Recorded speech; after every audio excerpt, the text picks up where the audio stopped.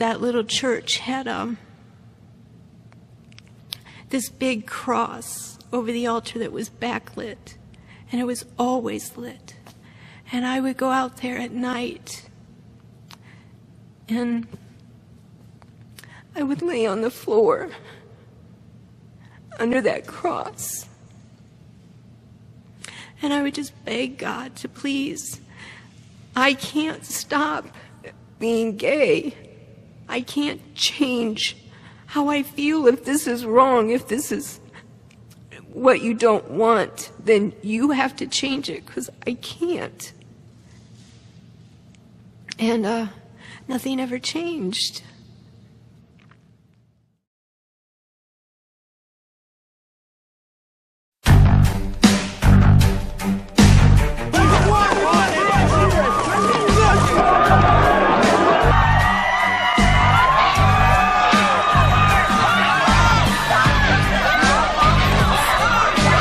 Homosexual and a lesbian is a ticket to hell.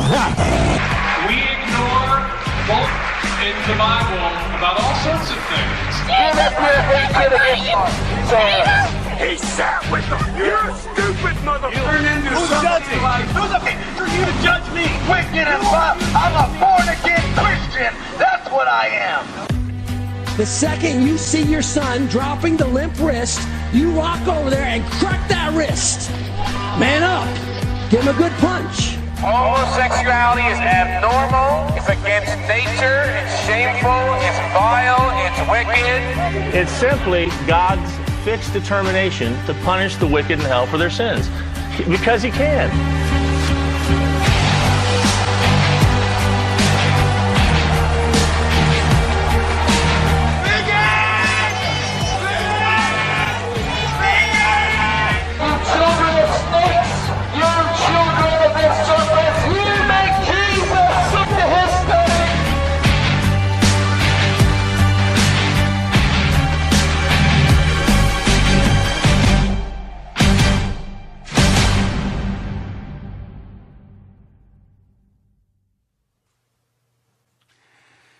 Ever since I can remember, way before I knew what sex was, I had an attraction to the same gender. From the time I was in elementary school, I began to experience feelings for other boys. And then in middle school and high school, my friends were being attracted to girls, but I was being attracted to them.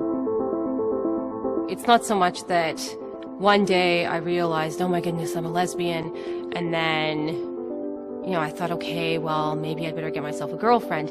It was that, I had a best friend who, we could finish each other's sentences, we could talk for hours, and then eventually that became a sexualized relationship. When I first figured out that what I was feeling was what people call homosexuality was about 15 years ago, so I was about 14 years old. I remember being like, oh, so I'm what they call gay, and I didn't really know what to do with that, honestly. Even one of my best friend's dad was a psychiatrist, and he told me it was a phase and I would go through it. Somehow I knew this wasn't just a phase, and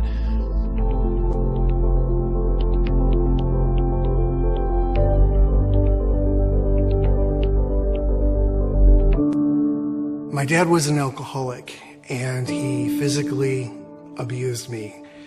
My mom and I were very close, and I had one sister. My mother and I were like ice toward each other, so there was no real connection there. I grew up Catholic.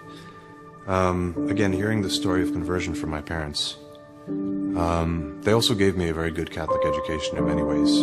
All of that was an effort on the part of my parents to sort of give me the best that they could. I grew up in an environment feeling unwanted. My mom used to say things like, I wish you were never born to me. I felt very depressed and very suicidal when I was growing up. I was this very sensitive artist. I loved to sing, I was a dancer, and my father was like, whoa, because he was a baseball team coach. And he worked with the Little League for my whole childhood. And I tried to relate, but it just wasn't for me. My dad was very talented at working on cars and landscaping. He would try to teach me, but every time he would try, it never failed. He would lose patience and go into a rage, screaming and hollering and calling me names and swearing. He also really wasn't into sports, so he never really taught me how to throw or hit. And at school, my male peers made it very clear that I was not like them, that I didn't belong. And I'm sharing this so you can see that everything associated with masculinity scared me, terrified me. I hated it. And I grew up hating men. I had been molested as a child. And in my mind, men were just vicious brutes who just only wanted one thing from you. And I wanted nothing to do with them.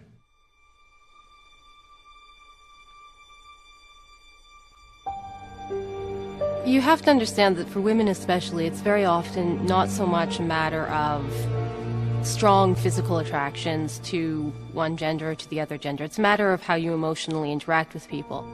Because I always had a hard time bonding with boys my own age. I was much more sensitive, much more artistic and creative. And so it was natural for me to actually focus on hanging out with the girls because those were the activities the girls were doing. My parents had sent me to a psychologist at around the age of 12 because I guess I used to be somewhat effeminate. And they were worried, like, oh my gosh, he's going to be gay. That was a miserable experience, honestly, because I had the idea that there was just something horribly wrong with me, that I was, like, abnormal in some way. They didn't say this, but that was the message that came through to me. Some of the self-talk that I used to say when I was very young was, if only I looked like him, if only I was athletic like him, if only I was strong like him, if only I could play football like him, then maybe I would fit in, maybe I would belong, maybe I wouldn't be so alone and different. There was such an intense shame and loneliness associated with that longing to fit in. I was so desperate for somebody to give me some attention and some physical affection, and I needed somebody just to let me know that I existed and that I was okay.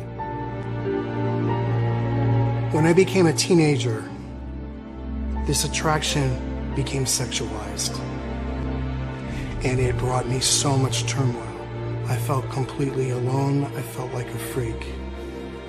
I was teased, made fun of for throwing and like a girl, but it went beyond that. I would be in the classroom, and there would be people behind me hitting my head during class going, fag, faggot, fag. I hated high school. In 9th grade, I had to take gym. I didn't want any part of that locker room. I was so terrified that someone would find out that I was one of them. A fag. So I had to force myself to participate. But I refused to take a shower. I just changed my shorts. I didn't care if I stunk. I was so afraid. By this time, I believed that I was gay.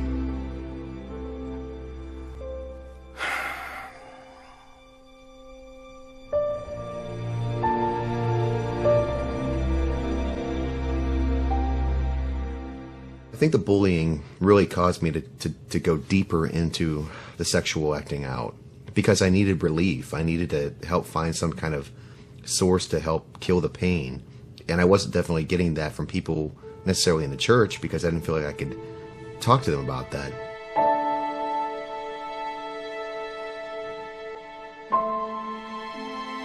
I ended up getting involved in a Pentecostal church, and they told me being gay was wrong. You couldn't be homosexual. And I believed them. And I left the gay lifestyle for 6 or 7 years. But they also told me that I had to be heterosexual. to be okay. And I couldn't do that. I couldn't. From the church, you hear either nothing or that's gross, and from the secular media, you start to feel this embrace, this support, this let's go out and find these people and help them. Wow, like it's no wonder that so many people leave, right? When everything hit me emotionally and I just was falling apart, and I needed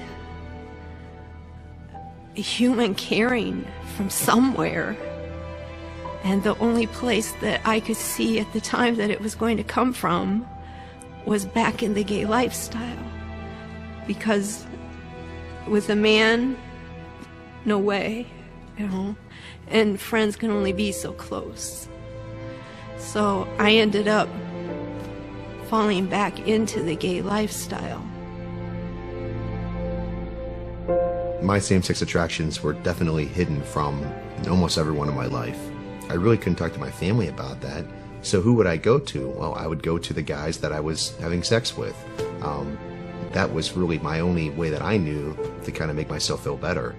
Not having anybody to talk that through with was extraordinarily lonely. I remember wanting to talk to somebody about this, but being terrified, obviously. Maybe not so obviously. But one of the things I did was to go into a gay chat room online. I couldn't wait till I was 18. Because the moment I would turn 18, I was going to go to my first gay bar, and I did. In fact, it was that very weekend after I turned 18. And I walked into that first gay bar, and it was exhilarating at first. I felt like I finally wasn't alone. There were other people like me.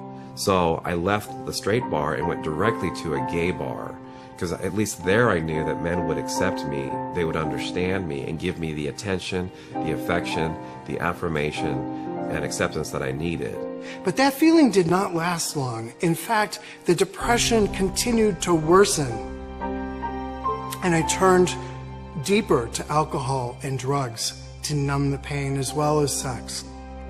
I spent 1 or 2 or maybe even 3 years in kind of that spot where there was nobody to talk to about this. And honestly, where just these feelings could grow. And I don't mean just like the sexual feelings.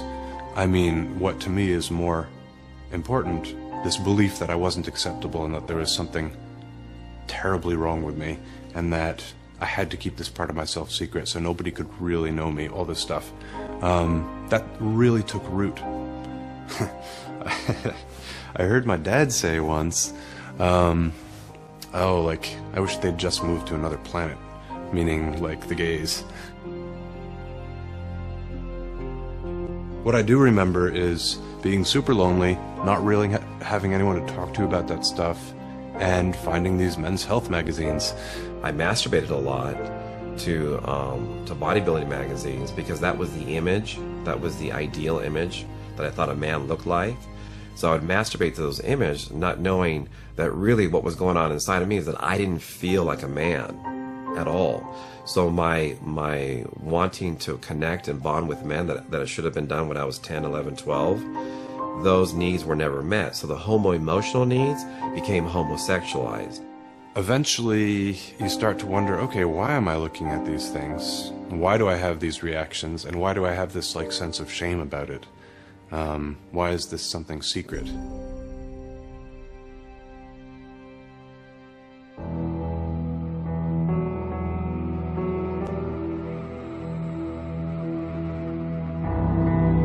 Went to college and I came out, and I had a male partner for 3 years. I said, okay, I'll start with a bisexual label, which is a very common thing for people to do. And then I thought, this is silly. I don't actually relate well with men. I should just say lesbian. That's more honest. I was the president of Gays and Lesbians United in Toledo. I used to write for the gay newsletter. I pretty much ran the gay church. I had a boyfriend at the time. I broke up with him because I told him, look, this is not going to work out with me because 1, I'm a Christian, and 2, I just don't really feel this is who I am at my core. But it was very painful because I wanted the affection, I wanted the attention, I wanted the acceptance and affirmation that he was giving me, but he also wanted the sex. And so I was confused because society was telling me, oh, this is what it means to be gay. The gay churches that I was attending had Catholic deacons and nuns who were there telling us all that you could keep on being a practicing sexual homosexual, you're fine. I felt extremely depressed living in this life. The depression was overwhelming. The loneliness was overwhelming. And so I did what I really had to do, which was I struggled for many years, and I had sexual relationships with guys. I also had sexual relationships with girls. I really was stuck in the middle of not being able to connect with men, not being able to have a healthy relationship with women, and I really needed to experience healing in my life.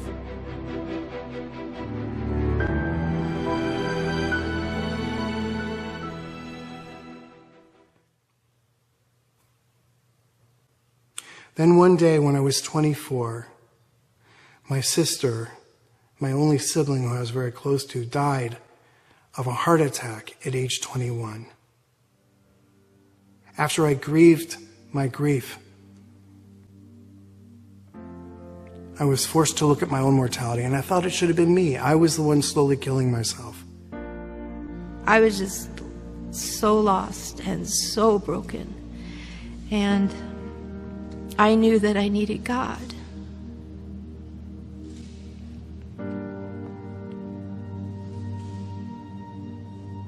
And I knew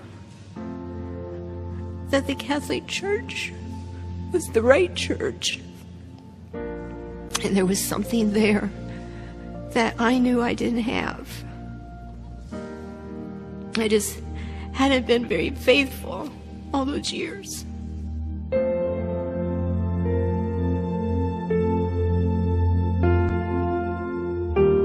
Then I realized that I needed to really get to know who God is. That He's not there to replace the emotional highs. There's got to be something more. The first time I ever actually told anybody about this, all of this, was in confession. And instead of just kind of brushing past it, he actually said, "Oh, well, do you want to talk about that?" And I was like, "Yeah, please, I do." You know, I was not in the habit of talking about anything that was important to me. He made himself available to me in a way that nobody else ever has. He was very truly a father to me, and continues to be one. I can't even, you know, there's nothing I could ever do to ever repay him for that. I was born and raised Jewish, and my partner was Catholic, and he loved this Jesus guy. And at first I persecuted my boyfriend, saying, stop it, all this Jesus stuff. But finally he said, "Stop it, Richard. You believe what you want to believe and let me believe what I believe." And I realized, wow, I was wrong, and I apologized to him. And because I loved my partner, I wanted to find out why he loved this Jesus guy. I knew that if I became a Catholic, the homosexuality thing was going to have to go.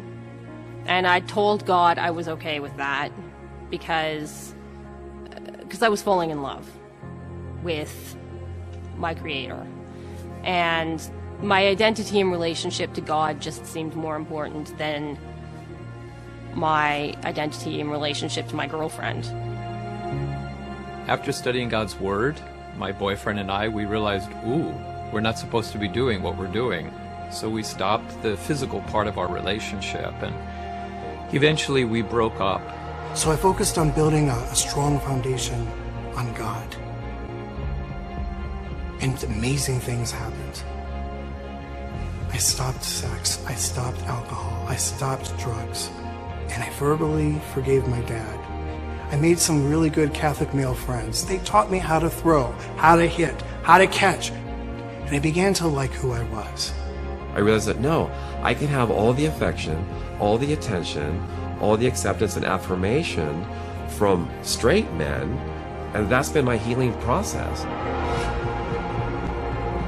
I found hope. Hope that comes from God. The one unmistakable source of Christ's love that came to me. The one unmistakable source of acceptance and healing has always been through the church and her ministers. There was never peace. There was never true joy. There was never happiness anywhere that I went in the world until I came to the Catholic Church.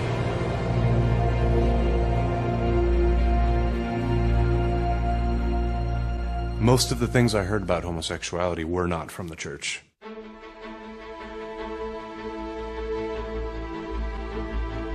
I knew what was prohibited. I knew that there wasn't a future for me with, like, being married to a man or something.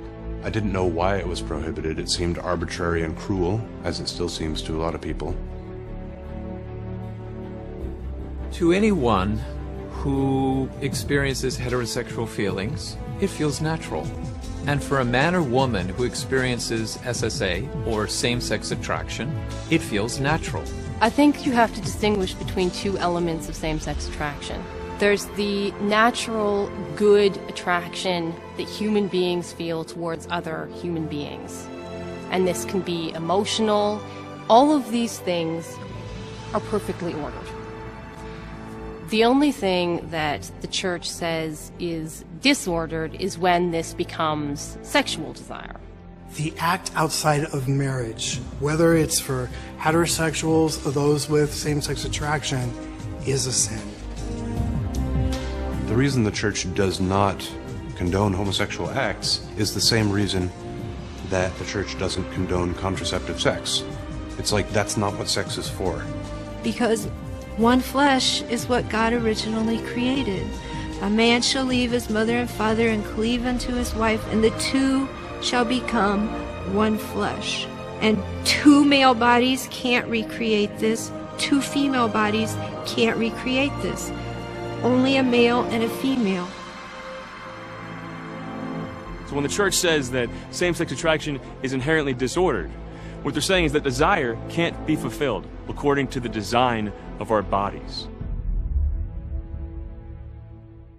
I think a lot of people, when they see in the Catechism of the Catholic Church that a same-sex attraction is considered disordered, they feel like that's very harsh language or that it's a judgment.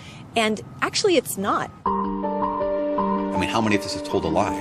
Well, that's a disordered attraction. And how many of us have seen a member of same-sex or opposite sex and lusted over them in our hearts and our minds and our actions? That's a disordered. And one of the Eucharistic prayers of the Catholic Mass talks about asking God to help heal our disordered desires and affections for the universal church. This goes for everybody from Pope Francis all the way down. This is not saying, homosexuals are bad or they're somehow worse or more in need of saving. All of us are in the exact same boat. Every human being, regardless of what you actually desire, you're made for more than you might desire right now. Original sin, for all of us, for every human being on the planet, has disoriented our desires. We often find ourselves hungry for things that don't satisfy the ache, don't satisfy the need. The church is not saying that the desire is a sin. See, actions are sins. Desires are not. Because you can't be charged with a sin for something you didn't choose, something you can't be in control of. But once we have these attractions to whatever, then I need to choose how I behave. What do we do when we find desires in us that are not in keeping with the design for human flourishing? Well, if we want to flourish, we need to learn how to say no to a desire that would take me away from true flourishing, so I can say yes to that which leads to authentic flourishing. So those with same-sex attraction aren't being asked to do anything different than a heterosexual. We're all called to chastity, every single one of us. Chastity is the virtue that orients our sexual desires according to God's design so we can reach our destiny. It's not about saying no to pleasure and no to herpes and then no to hell, you know? It's really about saying yes to one really important thing. Yes to authentic love. The chaste person is not the asexual person. The chaste person is somebody who knows what to do with their sexuality. Everyone is called to chastity, not as a repression of desire, but as an inner transformation and redemption of desire according to God's design, so we can reach our destiny. When the church invites people, that we're not inviting them to a life of emptiness and loneliness. We're inviting them to fully actualize themselves by living out God's plan. Real fulfillment in life isn't achieved by having sex and being sexually active.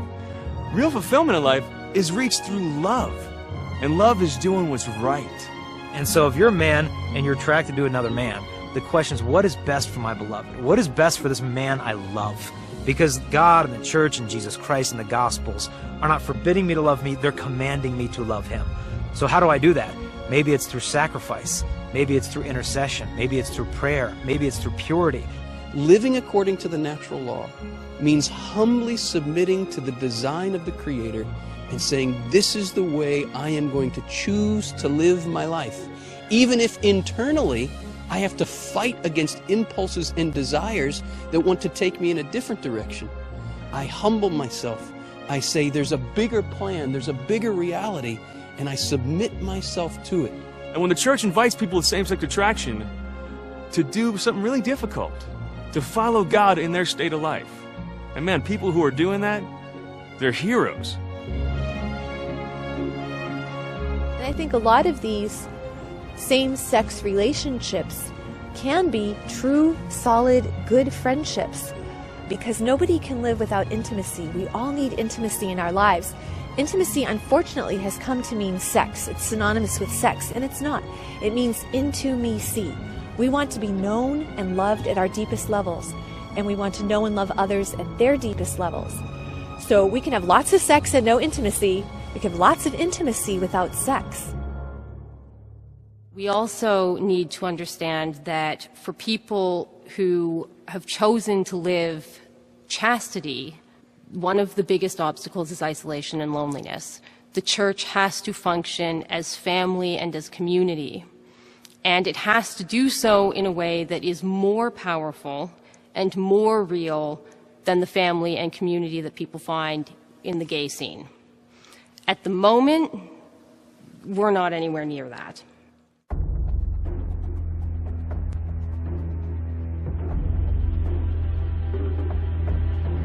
I mean, a large part of the alienation I felt was just what homosexuality was in sort of like widespread Catholic culture.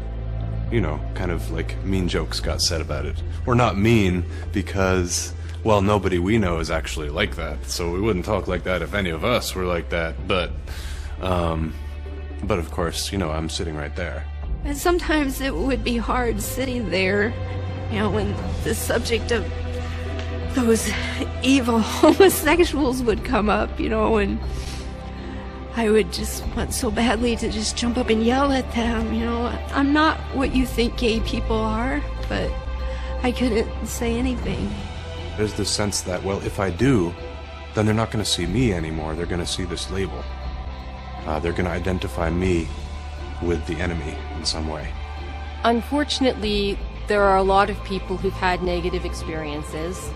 Usually it's with people who have grasped the law, but who have not grasped the teaching that a homosexual is a person. You know, Christianity in general is in a position where we need to start asking forgiveness for those people who have been bigoted to those who have these attractions, whether it be their own family members, whether it be their pastors, kids in their youth groups. Like, we need to say, I'm sorry. Some of these people have suffered a lot, and that's their notion of the Catholic Church. Maybe that's all they know of the church. You know, I admit, I went to an all-guys high school, and I confess I took part in it. You know, this, you know, you're gay, no, you're gay, you're gay. Just this stupid behavior. And I ask forgiveness on behalf of the entire community of people who experience these attractions, that you've experienced any of this stuff. From people who claim to be Christian like me, claim to be Catholic. I did it. The church makes it very, very clear. It says all men and women who experience same-sex attraction must be treated with compassion, dignity, respect. And every sign of unjust discrimination in their regard must be avoided. If when it comes to any kind of bullying, any kind of unjust discrimination, when it comes to anything like that, that's actually condemned by the church. The church condemns that and says that is an evil thing to do. The Catholic Church loves all people. And yes, that includes people with same-sex attraction. I think what's in people's consciousness is, as we all know, that horrific church that goes around with the God hates fags signs. No, like God hates your sign. Go burn your sign. That's what he hates. Yes, homosexual acts are a sin. Yes, there are people who live in sin in that way. But how did Jesus treat people who lived in sin? He spoke to them like normal human beings. The church should be the safest place on earth. That's where we need to. That's what Jesus did. He just received without judgment. And he just showed unconditional love. But there's two camps basically. There's those that say you're going to hell. God hates homosexuals. And then there's people who say, over on this extreme, oh, you can just live an active gay life. God loves everybody. It's okay. He wants you to love too. But there's another camp. The Catholic Church puts forth a third way to treat every person, but in this case, particularly persons with same-sex attraction, to be able to say, we do not in any way hate or condemn or fear or want to isolate you. At the same time, we can't embrace everything that you choose, so we're going to choose this third way, and that third way is love. We're going to love you.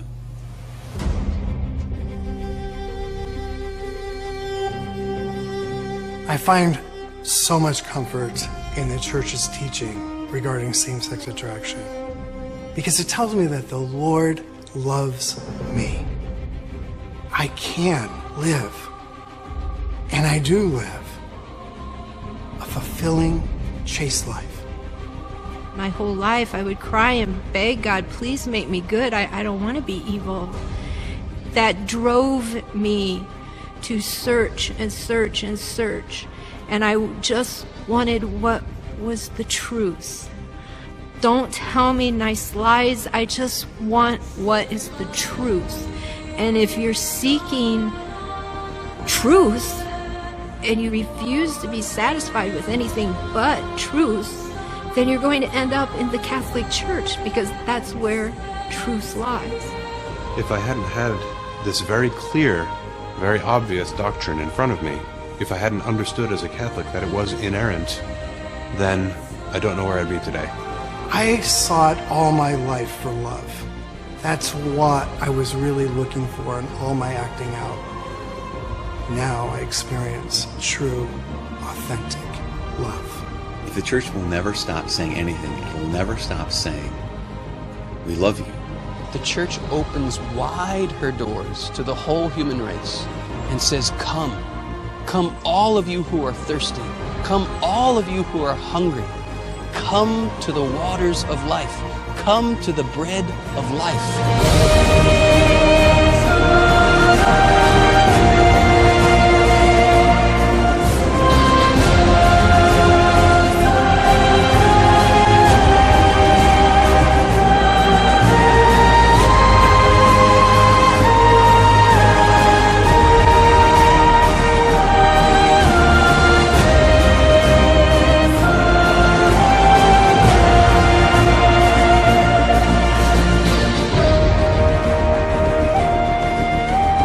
Catholic Church holds out to you the hope and the reality that you don't have to wait till you die to become a saint.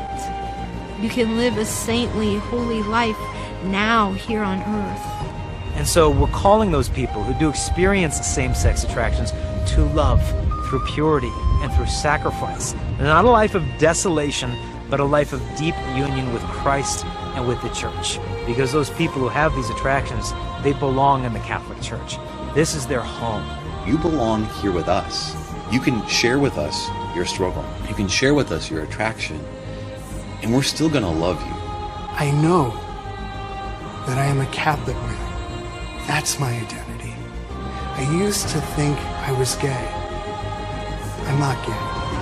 I am David, a Catholic man.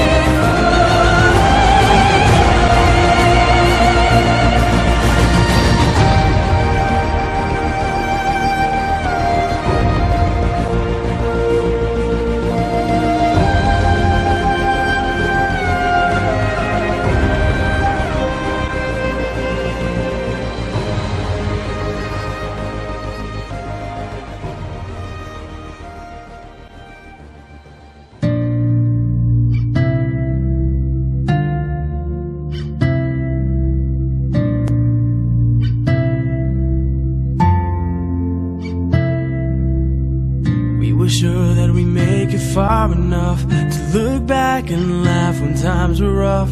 No fear, no doubt, no worry when you gave me your heart. Remember then when you said you loved me now. We were sure that the rest would all work out. We took it slow, no rush, no hurry when you gave me your heart. But I want more than just a fleeting emotion. I want more than just you feeling the same. So give me everything, and I'll drop anchor in your heart and fall asleep in your arms. So give me everything, 'cause life's too short to live alone. To be the one that keeps me warm at night. Ooh, ooh, ooh. We thought our love was enough to stand the storm. We've seen it all and we stood the rain before. Was there a calm in your soul when you told me you gave me your heart? But I want more than just a fleeting emotion. I want more than just you feeling the same. So give me everything, and I'll drop anchor in your heart and fall asleep in your arms. So give me everything, 'cause life's too short to live alone. So be the one that keeps me warm at night.